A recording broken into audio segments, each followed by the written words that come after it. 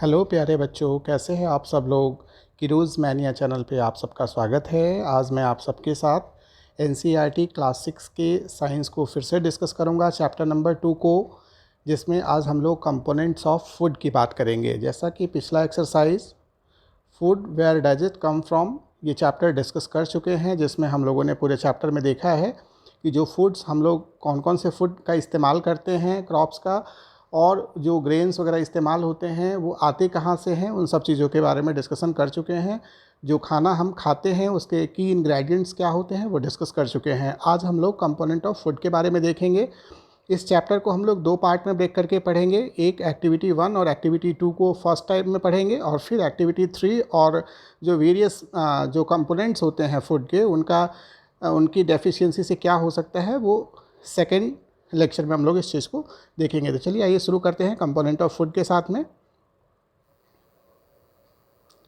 तो in chapter 1 we made list of the food items that we eat. Chapter 1 में हम लोगों ने लिस्ट बनाया था कौन कौन से खाने हम लोग फूड आइटम्स को खाते हैं। We also identified food items eaten in different parts of India and mark this on its map. हम लोगों ने जो चार्ट बनाया था उसमें हम लोगों ने ये भी मार्क किया था कि इंडिया के अलग अलग प्लेसेस पे किस तरह से अलग अलग खानों को खाया जाता है। A meal could consist of chapati, dal and brinjal curry. Meal जो है उसमें चपाती हो सकता है, दाल हो सकता है, ब्रिंजल करी हो सकता है। Another may be rice. दूसरा मील जो हो सकता है उसमें राइस हो सकता है, सांभर हो सकता है, एंड वेजिटेबल्स हो सकते हैं, जो कि लेडीज़ फिंगर इत्यादि भिंडी वगैरह से बनाया जा सकता है। Yet another meal could be, एक और मील हो सकता है, जैसे अपम हो गया, फिश करी हो गया, एंड वेजिटेबल्स हो गए, ये तीनों साथ में हो सकते हैं। तो इस तरह से इंडिया के अलग अलग पोर्शंस में, अलग अलग पार्ट्स में अलग अलग खाने हो सकते हैं थाली में, है ना। तो आइए अब स्टार्ट करते हैं एक्टिविटी 1 के साथ में कि एक्टिविटी 1 में क्या करना है हम लोगों को। तो our meals usually have at least 1 item. हमारे मील में कम से कम एक आइटम तो होता ही है। Made of some kind of grain, जो कि किसी चीज़ किससे बनता है, ग्रेन से बनाया जाता है। Other item could be a dal or a dish of meat and vegetables. और दूसरा आइटम क्या हो सकता है, दाल हो सकता है, मीट हो सकता है, या कोई वेजिटेबल हो सकता है। इट में ऑल्सो इंक्लूड आइटम्स लाइक, या इसमें कुछ और आइटम्स एडेड हो सकते हैं, लाइक कर्ड हो सकता है, बटर मिल्क हो सकता है, पिकल्स हो सकते हैं। Some example of meals from different regions are given in table 2.1। नीचे एक टेबल दिया गया है यहाँ पे। इस टेबल में भी देखें कि इंडिया के अलग अलग रीजन्स में किस तरह से अलग अलग फूड्स का इस्तेमाल किया जाता है। Select food items you depicted on map in chapter 1। अब आप चैप्टर 1 जो पढ़े थे उसमें आप चेक करिए कि आपने क्या क्या चीज़ें मैप किया था, and add some more meals to the list and enter these in table 2.1। और फिर उसमें कुछ ऐड करके टेबल 2.1 में आप रखिए। Sometimes we may not really have all this variety of meals. कभी कभी हमारे पास ये सारे वेराइटी ऑफ मिल्स नहीं होते। इफ़ वी आर ट्रेवलिंग, जब हम कहीं यात्रा पे होते हैं, ट्रेवल कर रहे होते हैं, लाइक ट्रेन, फ्लाइट या बसेस वगैरह से, we may eat whatever is available on the way. और जब कहीं कुछ जो अवेलेबल होगा जिस लोकेशन के आधार पे, उन्हीं चीज़ों को हमें खाना पड़ता है। It may not be possible for some of us, लेकिन ये हम में से कुछ लोगों के लिए पॉसिबल नहीं होता है to eat such a variety of items most of the time. प्रायः ऐसा होता है कि हम सब के लिए उन खानों को खाना पॉसिबल नहीं होता है। There must be some reason through why meals usually consist of such a distribution. अलग अलग जगहों पे जो खाने की ये वैरायटी होती है उसका कारण क्या है आखिर। Do you think that our body needs different kinds of food for some special purposes. क्या आपको पता है कि अलग अलग रीजन्स के लिए हम जो खाना खाते हैं, जो हमारी थाली चेंज हो जाती है, एक जगह का मील दूसरे जगह के मील से वेरिएबल होता है, उसका कारण होता है। तो यू शुड फाइंड दैट कि आखिर क्यों ऐसा होता है कि रीजन वाइज हमारे फूड्स भी चेंज होते चले जाते हैं ना। अब जब आप यहाँ चार्ट में देखेंगे तो इसमें क्या है, यहाँ जो टेबल बताया गया है, इस टेबल में some common meals of different region of states. Like अगर पंजाब की बात करें तो वहाँ पे क्या है, आइटम ऑफ ग्रेन क्या इस्तेमाल होता है, मक्का, कॉर्न, रोटी। आइटम ऑफ दाल क्या होता है, राजमा, जिसको किडनी बीन्स भी कहते हैं, क्योंकि शेप उसका किडनी की तरह होता है। वेजिटेबल में क्या होता है, सरसों साग, मस्टर्ड लीफ की जो कड़ी होती है उसको सरसों साग कहते हैं, अदर कर्ड और घी साथ में इंक्लूडेड होता है। तो ये सारा एक थाली में पंजाब में ये मील आपको सामान्यतः देखने को मिलेगा। उसी तरह से अगर आंध्र प्रदेश की बात करें तो वहाँ राइस तो मिलेगा ही, फिर राइस के साथ साथ आपको वहाँ पे तुअर दाल एंड रसम मिलेगा, फिर कुंदरू मिलेगा जो लोकल भाषा में दोंदकाई कहते हैं उसको, और फिर बटर मिल्क, घी और पिकल्स आपको उस मील में मिलेंगे। तो मतलब आप इंडिया का एक पोर्शन जो नॉर्थ पोर्शन में आप देखिए पंजाब में क्या है, और फिर आप साउथ पोर्शन में देखिए आंध्र प्रदेश में कि वहाँ पे कौन कौन से फूड्स होते हैं। तो आप दोनों में वेरिएशन देखेंगे। अब एक तो ज्योग्राफिकल लोकेशन के आधार पे आप देख सकते हैं कि कौन समंदर के किनारे है, वहाँ पे वेदरिंग कंडीशंस अलग अलग होंगी, इसलिए शायद लोगों का खाना वहाँ का अलग होता है। पंजाब कहाँ पे है, हिमाचल प्रदेश वगैरह के पास में है, वहाँ का वेदरिंग कंडीशन समथिंग डिफरेंट है ना। तो यहाँ के खाने अलग हैं, और उसी तरह से आंध्र प्रदेश का खाना एक अलग टाइप का होता है ना। फिर क्वेश्चन ये होता है 2.1 में देखते हैं कि what do different food atom contain.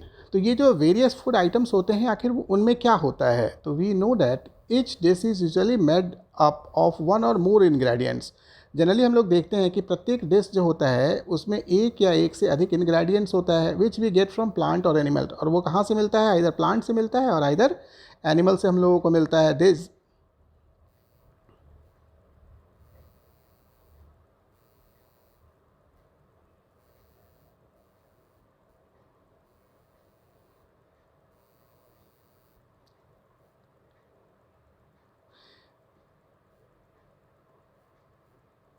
These ingredients contain some components that are needed by our body। अब इसमें जो ingredients होते हैं वो हमारे शरीर के लिए ज़रूरी होते हैं, and this component are called nutrients। और उन्हें क्या कहा जाता है, nutrients कहा जाता है। तो कोई पूछेगा आपसे nutrients क्या होते हैं, तो nutrients are such ingredients which are useful for our body growth। The major nutrients in our food are named as. कौन कौन से मेजर न्यूट्रिएंट्स होते हैं, तो लाइक कार्बोहाइड्रेट होता है, प्रोटीन होता है, फैट होता है, विटामिन होते हैं और मिनरल्स होते हैं। तो आपसे कोई पूछे कि न्यूट्रिएंट्स कौन कौन से होते हैं, तो आपको बताना है कि mainly carbohydrate, protein, fat, vitamin and minerals, these are basically nutrients in our food।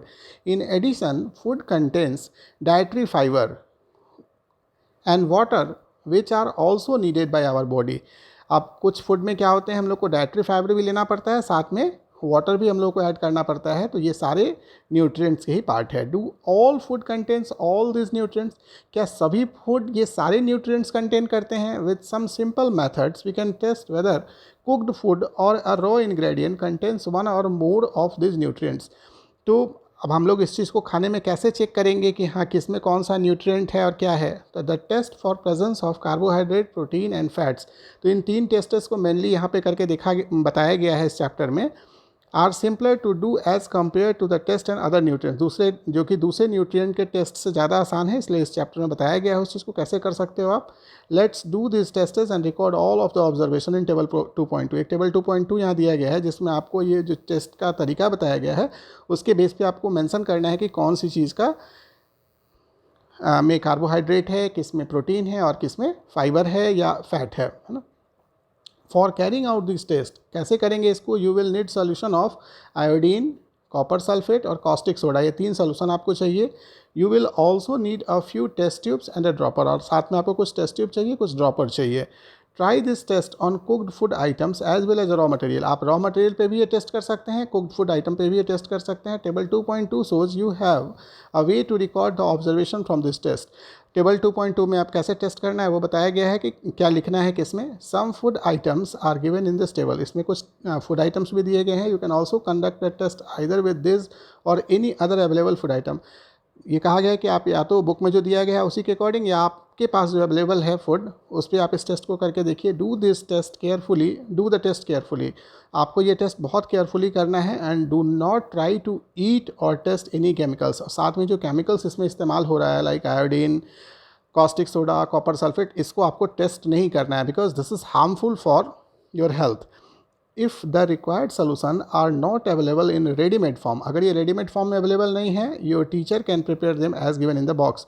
Box में बताया गया है कि कैसे आपके टीचर इस चीज़ को प्रिपेयर कर सकते हैं। Let's begin by testing different food items to see if they contain carbohydrate. जैसे कार्बोहाइड्रेट का टेस्ट कैसे करेंगे? There are many type of carbohydrates. The main carbohydrates found in our food are in the form of starch and sugars, and we can easily test it food item contains starch। अब आसानी से जो carbohydrates जिन foods में पाए जाते हैं उनमें starch और शुगर मिलते हैं, तो इसको आप स्टार्च को आसानी से टेस्ट कर सकते हो। यहाँ नीचे बताया गया है टेस्ट फॉर स्टार्च। उससे पहले एक चीज़ और देख लेते हैं जो बोला गया था कि टीचर्स आपको स्कूल में करा सकते हैं अगर आपके पास वो चीज़ मार्केट में इजीली अवेलेबल नहीं है। तो क्या करेंगे वो? A dilute solution of iodine can be prepared by adding a few drops of tincture iodine to a test tube half filled with water. Half filled water में टिंक्चर आयोडीन को डाल करके फ्यू ड्रॉप्स को, और फिर इसको dilute solution तैयार हो सकता है। फिर copper sulphate solution can be prepared bye dissolving 2 gram of copper sulphate को 100 मिलीलीटर वाटर के साथ मिक्स करके इसको तैयार किया जा सकता है। फिर कॉस्टिक सोडा सोल्यूशन कैसे मिलेगा? तो 10 gram of caustic soda dissolve in 100 millilitre of water mix the required solution of caustic soda बनाया जा सकता है। और फिर आप अपनी जो एक्टिविटीज़ हैं उनको परफॉर्म कर सकते हो अपने लैब में।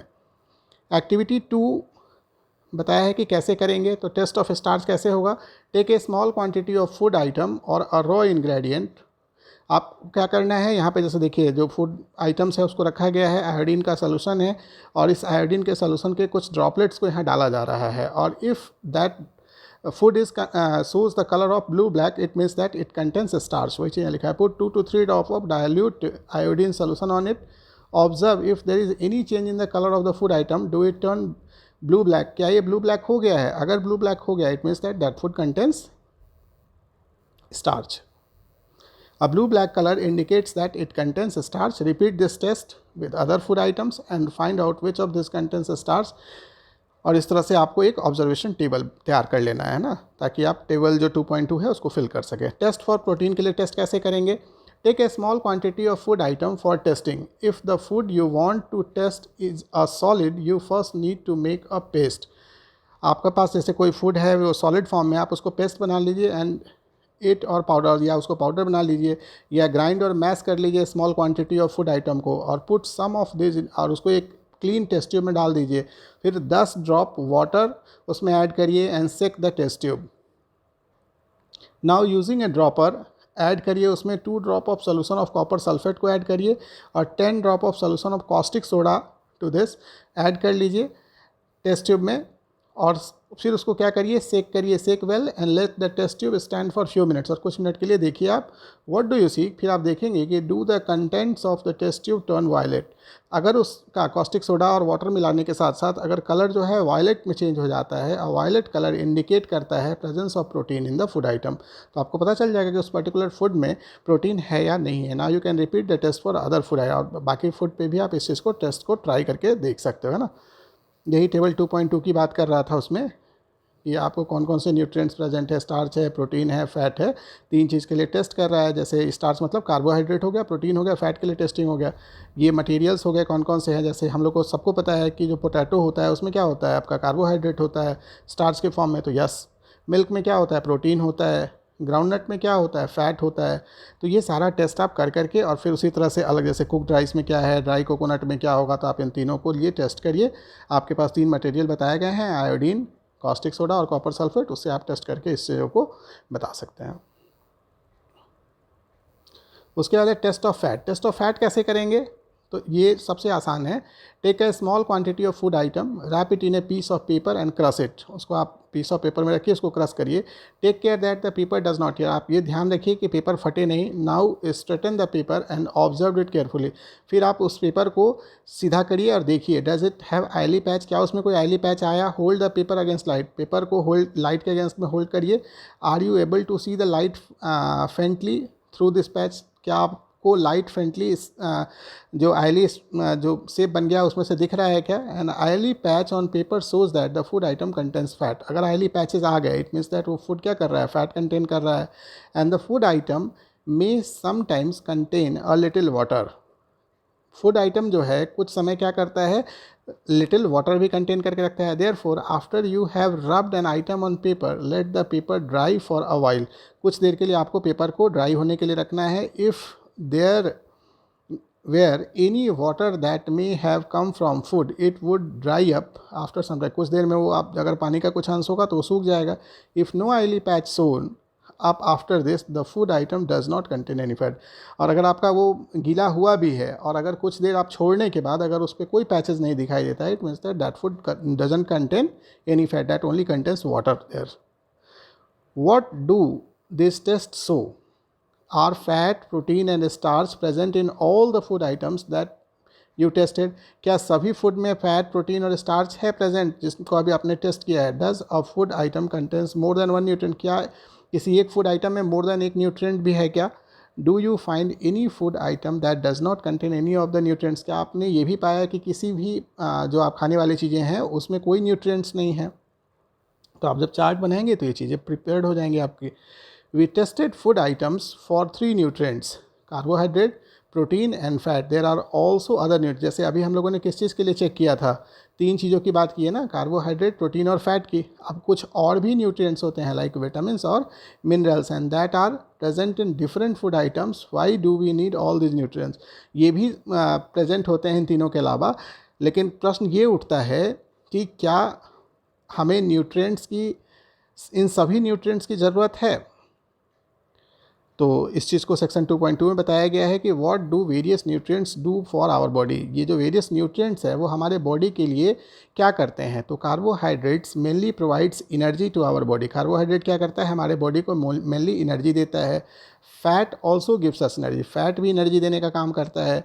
इन fact fat gives much more energy as compare to the same amount of carbohydrate. बताया गया है कि फ़ैट जो होता है कार्बोहाइड्रेट की अपेक्षा सेम अमाउंट के लिए ज़्यादा एनर्जी देता है. फूड कंटेनिंग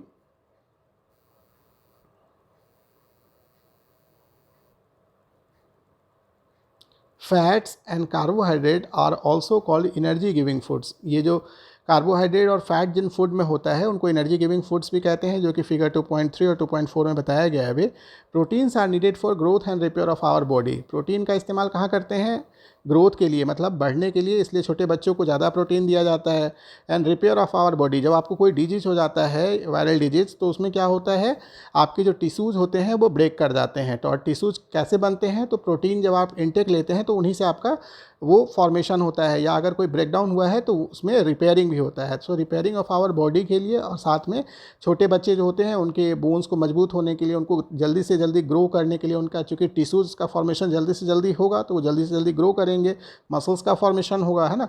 तो इसलिए ग्रोथ के लिए, बच्चों के बढ़ते उम्र के साथ और टिश्यूज़ के रिपेयरिंग के लिए प्रोटीन्स की आवश्यकता बहुत ज़्यादा होती है. इसलिए छोटे बच्चों को जनरली दूध और प्रोटीन डाइट्स दिए जाते हैं. तो आइए देखते हैं यहाँ पे सम सोर्सेज ऑफ कार्बोहाइड्रेट. कौन कौन से सोर्सेज हैं? लाइक स्वीट पोटैटो है, पोटैटो हो गया, पपाया हो गया, मैंगो हो गया, मेलन हो गया, शुगर केन हो गया, वीट हो गया, राइस हो गया, बाजरा हो गया, मैज़े हो गया. तो ये सब चीज़ें क्या है? हमारे डिफरेंट सोर्सेज ऑफ कार्बोहाइड्रेट्स हैं. उसी तरह से सम सोर्सेज ऑफ फैट्स देखते हैं कि सम सोर्सेज ऑफ फैट में ये प्लांट से हमको क्या क्या चीज़ें मिलती हैं. लाइक ग्राउंड नट हो गया, सनफ्लावर हो गया, मस्टर्ड ऑयल हो गया, कोकोनट ऑयल हो गया, नट्स हो गया, तिल हो गया, सोयाबीन ऑयल हो गया. ये सब प्लांट प्रोडक्ट हो गए. अब अगर हम फैट के लिए एनिमल सोर्सेज की बात करें तो घी हो गया, मिल्क हो गया, बटर हो गया, क्रीम हो गया, एग्स हो गया, फिश हो गया, मीट हो गया. इन सब चीज़ों से हमको क्या मिलता है? एनिमल फैट मिल जाता है. And both carbohydrate and fats are sources of energy. That's why this is called energy giving foods. फिर हम लोग डिस्कस कर लेते हैं यहाँ पे इस फिगर 2.5 में, जिसमें सम सोर्सेज ऑफ प्रोटीन्स के बारे में बताया गया है कि कहाँ कहाँ प्रोटीन्स मिलते हैं. तो जैसे दालों में प्रोटीन मिलता है, जैसे ग्राम हो गया, चने की दाल हो गई, मूंग हो गया, बीन्स हो गया, तुअर दाल हो गया, मूंग हो गया, मटर हो गया, पीज़, सोयाबीन्स हो गया. इन सब में क्या मिलते हैं? इन दालों में प्रोटीन ज़्यादा मात्रा में मिलता है. प्लांट सोर्सेज हो गए. और उसी तरह से फिर एनिमल सोर्सेज कौन है? Meat, fishes, paneer, eggs, milk, ये सब क्या है हमारे? ये सब एनिमल सोर्सेज से आ गए हमारे पास. और प्रोटीन्स जो होते हैं चूँकि बॉडी को रिपेयर करने में और ग्रोथ में काम आते हैं, इसलिए इन्हें बॉडी बिल्डिंग फूड्स की भी संज्ञा दी गई है। इस नाम से भी बॉडी बिल्डिंग फूड्स भी इन्हें बुलाया जाता है।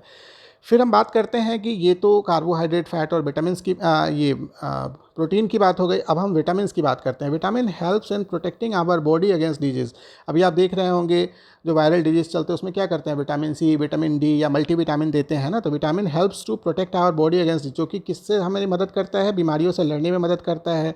Vitamin also help in keeping our eyes, bones, teeth, gums healthy. ये क्या करता है बेसिकली, हमारे आँखों को, बोन्स को, दांतों को, गम्स को हेल्दी रखने का काम करता है। Vitamins are different kind known as with different names like vitamin A, C, D, E and K and sometimes vitamin B भी हमारे पास है। Our body needs all type of vitamins in small quantities. हमारे body को सारे vitamins क्या चाहिए, small quantity में चाहिए। विटामिन ए क्या करता है, keeps our skin and eyes को हेल्दी रखता है। Vitamin C helps body to fight against many disease. Vitamin C जो है वेरियस डिजीज़ से लड़ने में हमारे शरीर को प्रतिनिरोधक क्षमता देती है। Vitamin D helps our body to use calcium for bones and teeth. तो विटामिन डी बेसिकली क्या करता है, बोन्स और टीथ के बनाने में हमारा काम आता है। Foods that can rich in different vitamins are shown in figure. तो 2.6 और 2.6 से 2.9 तक सब बताया गया है। तो जैसा कि पिछले वाले इसमें देख ही लिए थे, इसमें देख लें अगर एक बार। तो some sources of vitamin B कौन कौन से हैं, मिल्क हो गया, फ़िश हो गया, कैरेट हो गया। जैसे पहले तो विटामिन ए के लिए है milk, fish, oil, papaya, carrot, mango, ये सब क्या है हमारे विटामिन ए के सोर्स हो गए। फिर विटामिन बी के सोर्स की बात करते हैं तो विटामिन बी व्हीट से हो गया, राइस हो गया, लिवर से मिल गया। फिर हम विटामिन सी की बात करते हैं तो वेरियस जो आपके टमाटो हैं, ऑरेंज है, गुआवा है, ग्रीन चिली है, लेमन है, आंवला है, इससे मिल गया। फिर हम बात करते हैं अगर विटामिन डी की किससे मिलेगा, तो मिल्क से मिला, बटर से मिला, फिश से मिला, एग से मिला और लीवर से मिला।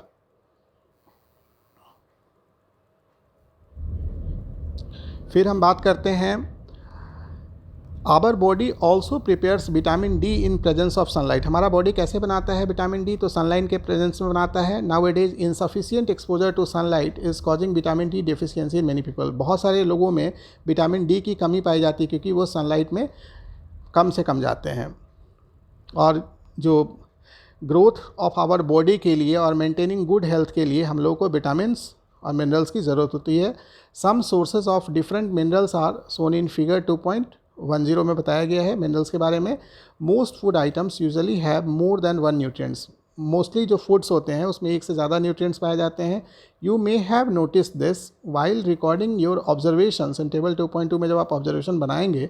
However in a given raw material one particular nutrient may be present in much larger quantity than in others. अब एक पर्टिकुलर क्वांटिटी ज़्यादा हो सकता है लेकिन कई सारे न्यूट्रिएंट्स आपके फूड में होंगे। जब आप चार्ट बनाएंगे तो आपको दिख जाएगा वो चीज़। For example rice has more carbohydrate, जैसे चावल में क्या है, मोर कार्बोहाइड्रेट है देन अदर न्यूट्रिएंट्स। दूसरे न्यूट्रिएंट की अपेक्षा इसमें कार्बोहाइड्रेट ज़्यादा पाया जाता है। Thus we see that rice is a carbohydrate rich source of food, इसलिए इसको carbohydrate rich source of food भी कहा जाता है। Besides this nutrients our body needs dietary fibres. Nutrients के अलावा हमारे बॉडी को डाइटरी फाइबर्स और वाटर भी चाहिए। Dietary fibre are also known as roughage, इसको रफेज भी कहा जाता है। Roughage is mainly provided by plant products in our body. ये मोस्टली किससे मिलता है, प्लांट प्रोडक्ट से मिलता है हमको। Whole grains and pulses, potatoes, fresh fruits and vegetables are main source of roughage. जो मेन सोर्स क्या है इस चीज़ के लिए, डाइटरी फाइबर के लिए, तो ग्रेन्स हो गए, पल्सेस हो गए, पोटैटोज हो गया, फ्रेश फ्रूट्स हो गए एंड वेजिटेबल्स हो गए। Roughage does not provide any nutrients to our body. Roughage जो ये आपका जो डाइटरी फाइबर है रफेज, वो कोई भी न्यूट्रिएंट्स आपके बॉडी को प्रोवाइड नहीं करता है, but it is an essential component of our food and adds to its bulk.